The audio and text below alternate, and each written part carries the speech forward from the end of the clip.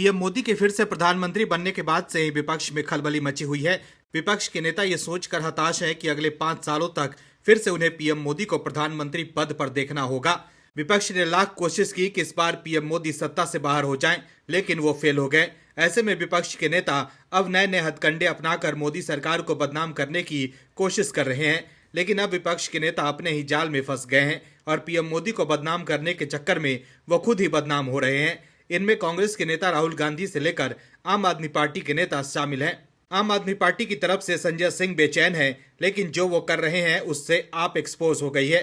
वहीं पीएम मोदी को घेरने चले राहुल गांधी ने जो किया है उससे उनके लिए जवाब देना मुश्किल हो गया है। इस बार भी राहुल गांधी का दांव उल्टा पड़ गया है और मोदी सरकार को घेरते घेरते वो खुद ही घिर गए हैं।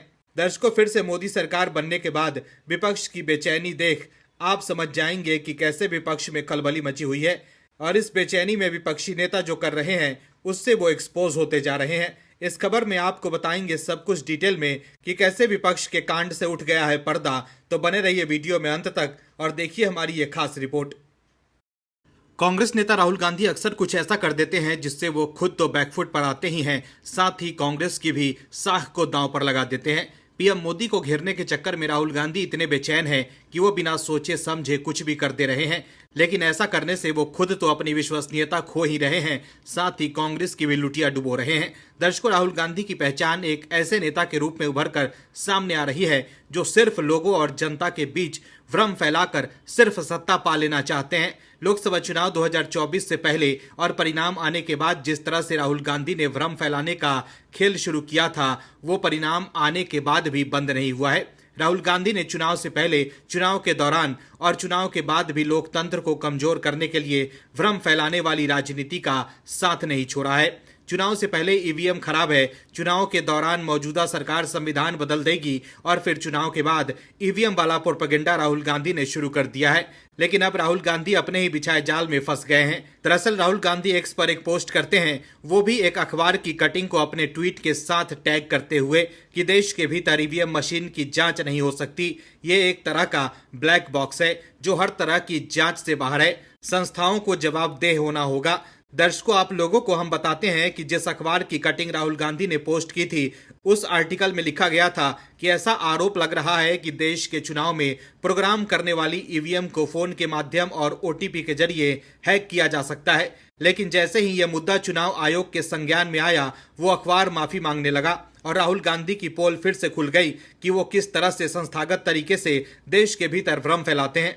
कांग्रेस नेता राहुल गांधी ने कुछ मीडिया रिपोर्ट्स को टैग किया जिसमें यह दावा किया गया है कि मुंबई के उत्तर पश्चिमी लोकसभा सीट से मात्र 48 वोटों से चुनाव जीतने वाले शिवसेना उम्मीदवार के एक रिश्तेदार के पास एक फोन था जिससे ईवीएम अनलॉक होता था।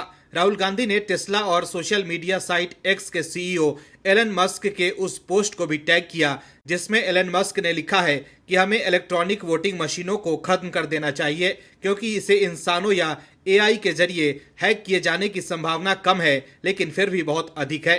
वहीं ईवीएम को ओटीपी के जरिए अनलॉक करने के मसले पर मिड डे अखबार द्वारा फैलाई गई भ्रामक जानकारी पर समाचार पत्र ने सफाई दी है। मिड डे ने बिना कोई माफी मांगे अपने अखबार के फ्रंट पेज के छोटे से कॉर्नर में लिखा है कि उन्होंने पहले जो रिपोर्ट प्रकाशित की थी ईवीएम को फोन पर आए ओटीपी से अनलॉक किया जा सकता है, वो गलत थी, ऐसा नहीं हो सकता है। इसके अलावा उन्होंने बड़ी ही खामोशी से अपने ऑनलाइन वर्जन से भी इस स्टोरी को हटा दिया है। अखबार ने बिना कोई माफी मांगे मामले को रफा दफा करने का प्रयास किया। अपनी हालिया रिपोर्ट में उन्होंने रिटर्निंग ऑफिसर वंदना सूर्यवंशी से बात करके एक छोटी सी रिपोर्ट की। इसमें वंदना सूर्यवंशी ने बताया कि ईवीएम एक नॉन प्रोग्रामेबल मशीन है और इसे अनलॉक करने के लिए कोई ओटीपी की जरूरत नहीं है। इसी बयान के साथ मिड डे ने अपनी रिपोर्ट के एकदम अंत में लिखा, उन्हें त्रुटि के लिए खेद है, और अपनी रिपोर्ट खत्म कर दी। लेकिन अब राहुल गांधी जो इस रिपोर्ट को शेयर कर पीएम मोदी और बीजेपी को घेर रहे थे वो सवालों के घेरे में है और बीजेपी ने जबरदस्त पलटवार किया है। बीजेपी नेता अमित मालवीय ने एक्स पर लिखा है कि सभी अखबारों में से ईवीएम पर एक बेकार कहानी रविवार को मिड डे में छपती है जब उनका प्रसार सबसे कम होता है। मुंबई में लोग जानते हैं कि मिड डे की बिक्री किस कारण से होती है। तीसरी बार असफल राहुल गांधी इस पर कूद पड़े, फिर वो मुकर जाते हैं। मिड डे और third time fail Rahul Gandhi की विश्वसनीयता उनके पीछे हटने के आकार के समान है। बीजेपी नेता अमित मालवीय ने अपने पोस्ट में अखबार की कटिंग भी शेयर की है तो देखा आपने कैसे बिना कुछ सोचे समझे ईवीएम पर मीडिया रिपोर्ट शेयर कर बीजेपी को घेरने चले राहुल गांधी अपनी फजीहत करवा रहे हैं। फिर से केंद्र में मोदी सरकार बनने के बाद सबसे ज्यादा तकलीफ आम आदमी पार्टी के नेताओं को हो रही है। आपके मुखिया अरविंद केजरीवाल सहित आपके कई नेता भ्रष्टाचार के आरोप में जेल में बंद है। तो वहीं आप सांसद संजय सिंह 6 महीना जेल में रहने के बाद बाहर आए हैं। ऐसे में फिर से पीएम मोदी के प्रधानमंत्री बनने से संजय सिंह टेंशन में है कि कहीं फिर से तो वो तिहाड़ न पहुंच जाए, और कहीं अरविंद केजरीवाल लंबे वक्त तक अंदर रह गए तो अगले साल के शुरुआत में दिल्ली में विधानसभा चुनाव होने हैं। और जिस तरह से अरविंद केजरीवाल की गिरफ्तारी के बाद भी दिल्ली के लोगों ने आम आदमी पार्टी को नकार दिया है, उससे आप में खलबली मची हुई है। अरविंद केजरीवाल की गिरफ्तारी के बाद आम आदमी पार्टी का इमोशनल कार्ड भी नहीं चला। चुनाव के दौरान अरविंद केजरीवाल अपनी हर सभा में चीख चीख कर दिल्ली के लोगों से कह रहे थे कि अगर आप लोग इंडी गठबंधन के उम्मीदवारों को वोट देंगे तो मुझे जेल जाना नहीं होगा। लेकिन दिल्ली वालों ने कहीं न कहीं अरविंद केजरीवाल से कह दिया है कि आप जेल में ही रहिए। तभी तो दिल्ली के लोगों ने फिर से बीजेपी की झोली में 7 सीटें डाल दी हैं। लेकिन आम आदमी पार्टी के नेता अपनी खोई हुई सियासी जमीन तलाशने के लिए नए नए हथकंडे अपना रहे हैं। दर्शकों, जो लोग दिल्ली के लोगों को पानी नहीं दे पा रहे हैं वो लोग कह रहे हैं कि जी अग्निवीर योजना फेल योजना है। जो लोग दिल्ली के लोगों को साफ हवा नहीं दे पा रहे हैं वो लोग केंद्र सरकार के कामों पर उंगली उठा रहे हैं। जो लोग आज तक दिल्ली के लोगों को सही तरह से मूलभूत सुविधा नहीं दे पाए वो लोग कह रहे हैं कि मोदी सरकार ठीक से काम नहीं कर रही है। दर्शकों, जिन लोगों की कर्तव्य निष्ठा खुद कटघरे में है वो लोग ऐसे व्यक्ति की कार्यशैली पर सवाल खड़े कर रहे हैं जो हमेशा से राष्ट्रवाद को सर्वोपरि रखते हैं, यानी कि पीएम मोदी। और सवाल उठाने वाले लोग वो हैं जिनका शीर्ष नेतृत्व सलाखों के पीछे है, यानी कि आम आदमी पार्टी। मौका देखकर सियासी रोटी सेकने वाले लोग क्या ही जाने कि देशहित और राष्ट्रहित क्या होता है। दरअसल दिल्ली में पानी को लेकर हाहाकार मचा हुआ है। आम आदमी पार्टी लोगों को पानी पिलाने में फेल हो गई है। ऐसे में इस मुद्दे पर से ध्यान हटाने के लिए आपके नेता संजय सिंह नए नए प्रपंच रच रहे हैं। आम आदमी पार्टी के नेताओं ने नीट यूजी परीक्षा मुद्दे पर केंद्र सरकार के खिलाफ प्रदर्शन किया। आपके नेता विरोध प्रदर्शन करने के लिए जंतर मंतर पर जुटे और केंद्र सरकार के खिलाफ नारेबाजी की। आपके राज्यसभा सांसद संजय सिंह ने कहा कि अग्निवीर बनाकर आपके पेट और सीने दोनों पर ही लात मारा जा रहा है। देश के 2 करोड़ बच्चों का 4 साल में पेपर लीक से भविष्य खराब हुआ है। देश के पीएम कभी मुजरा और मटन की बात करते हैं, पीएम को नौजवानों की चिंता नहीं है। संजय सिंह ने प्रदर्शन के दौरान केंद्र सरकार और पीएम मोदी पर हमला बोला। संजय सिंह ने कहा कि हम लोग संसद के सत्र में इस मामले को उठाएंगे। यह शिक्षा मंत्रालय का घोटाला है, बच्चों के भविष्य के साथ खिलवाड़ नहीं होने दिया जाएगा। संजय सिंह ने कहा कि नीट का रिजल्ट 14 जून को आना था, लेकिन 4 जून को रिजल्ट निकाला गया क्योंकि उन्होंने सोचा कि 4 जून को जब पूरा मीडिया मोदी के गुणगान में लगा होगा तो इस घोटाले की चर्चा कहीं नहीं होगी। इस घोटाले की जांच की शुरुआत तो सबसे पहले यहीं से होनी चाहिए। अब सवाल है कि संजय सिंह केंद्र सरकार के खिलाफ आवाज तो उठा रहे हैं, लेकिन आम आदमी पार्टी की दिल्ली सरकार दिल्ली वालों को पानी नहीं दे पा रही है। इसको लेकर संजय सिंह चुप क्यों हैं? लोगों को पानी देने की जगह आपके नेता नीट और अग्निवीर पर खालिश राजनीति करने लगे हैं। लेकिन दिल्ली के लोग देख रहे हैं और आने वाले चुनाव में वो लोग आम आदमी पार्टी के नेताओं को इसका जवाब जरूर देंगे। दिल्ली वालों को पानी देने की जगह संजय सिंह और आपके नेता सियासी रोटी सेक रहे हैं। संजय सिंह सोच रहे हैं कि इस मुद्दे पर मोदी सरकार को घेरकर वो दिल्ली वालों का ध्यान पानी के मुद्दे से भटका देंगे। लेकिन बीजेपी के नेता भी पानी पर आम आदमी पार्टी को एक्सपोज कर रहे हैं। कांग्रेस के युवराज राहुल गांधी पीएम मोदी को पानी पी पी कर कोसते हैं। कांग्रेस के नेता राहुल गांधी को प्रधानमंत्री बनाने का सपना दिखा रहे थे, लेकिन जनता ने बता दिया है कि प्रधानमंत्री तो मोदी ही रहेंगे। ऐसे में जनता के जनादेश से तिलमिलाई कांग्रेस पीएम मोदी को बदनाम करने के लिए तरह तरह के प्रपंच रच रही है। लेकिन पीएम मोदी के चक्कर में कांग्रेस ऐसे फंसी है कि अब वो माफी मांग रही है। दर्शकों, हमने बचपन से ही सुना है कि मजहब नहीं सिखाता है आपस में बैर करना। ये बात इस देश का हर बच्चा सीख कर बड़ा होता है और वास्तव में यही भारत के मजहबी प्रेम और सामाजिक लोकतंत्र की नींव भी है। लेकिन कांग्रेस देश के सामाजिक ताने बाने को खत्म कर देना चाहती है, तभी तो वो ध्रुवीकरण और तुष्टीकरण करने में लगे रहते हैं।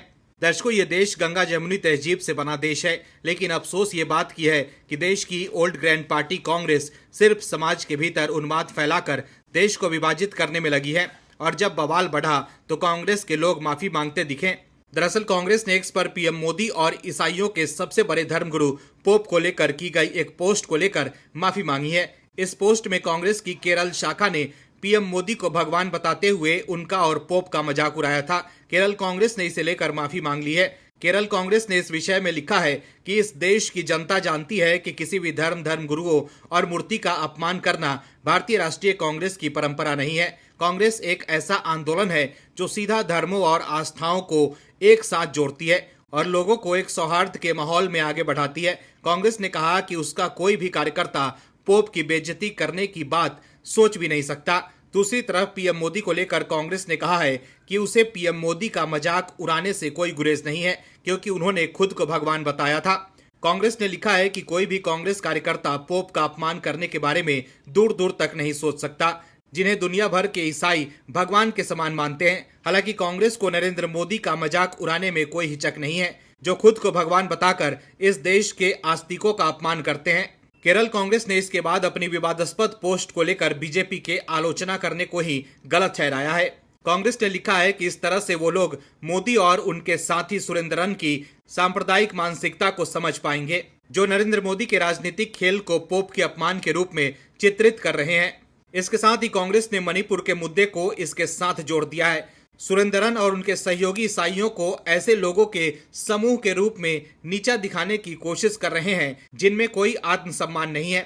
अगर ईसाई समुदाय के प्रति सच्चा प्रेम ही है तो मोदी और उनके साथी जो मणिपुर में उनके प्रार्थना स्थलों को जलाए जाने पर चुप रहे, उन्हें पहले ईसाई समुदाय से बिना शर्त माफी मांगनी चाहिए। गौरतलब है कि केरल बीजेपी के अध्यक्ष के सुरेंद्रन ने आरोप लगाया है कि केरल कांग्रेस का एक सैंडल कट्टरपंथी इस्लामवादियों या अर्बन नक्सलियों द्वारा चलाया जा रहा है, जिसने राष्ट्रवादी नेताओं पर अपमानजनक पोस्ट करने के बाद अब पोप और ईसाई समुदाय का मजाक उड़ाना शुरू कर दिया है। ये सब बयानबाजी करने के बाद केरल कांग्रेस ने माफी का जिक्र किया है। कांग्रेस ने लिखा है कि अगर इस पोस्ट से ईसाइयों को कोई भी भावनात्मक या मानसिक पीड़ा हुई है तो हम बिना शर्त माफी मांगते हैं। यह पूरा मामला केरल कांग्रेस द्वारा एक्स पोस्ट साझा करने के बाद चालू हुआ। इसमें पीएम मोदी की एक तस्वीर शामिल थी जिसमें वो कैथोलिक ईसाइयों के सबसे बड़े धर्मगुरु पोप के साथ बातचीत कर रहे थे, लेकिन अब कांग्रेस माफी मांग रही है, तो वहीं राहुल गांधी के लिए जवाब देना मुश्किल हो गया है। Bureau report, OMH news. और भी वीडियोस देखने के लिए चैनल को सब्सक्राइब करें और बेल आइकन को दबाएं।